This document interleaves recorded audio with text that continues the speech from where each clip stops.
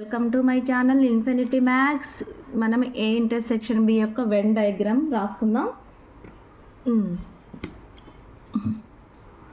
A is equal to 1, 2, 3, B is equal to 3, 4, 5.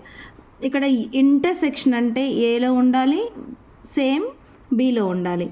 1, 2 ఇక్కడ లేదు, so only 3నే ఉంది. A intersection B is equal to 3.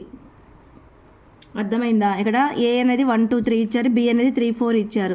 కానీ 1, 2, 3 ఈ బీలో కూడా ఉండాలి, కానీ బీలో లేదు. పోనీ 4, 5 ఏలోనే ఉండాలి, లేదు. ఓన్లీ 3 అనేది ఏలో ఉంది, 3 అనేది బీలో ఉంది. ఈ రెండిట్లో బోత్ ఉన్నదాన్ని, కామన్గా ఉన్నదాన్ని మనం ఇంటర్సెక్షన్గా తీసుకుంటాం. వెన్ డయాగ్రామ్ చేయాలి అంటే కొంతమందికి అర్థం కాదు, పిల్లలకి పాపం. ఓకే, అంటే ఇంటర్సెక్షన్ అంటే ఇగో ఇక్కడ ఉంది 3.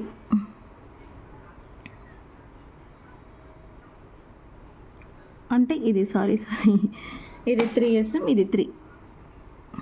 ఇక్కడ ఉండేదాన్ని మనం ఇంటర్సెక్షన్.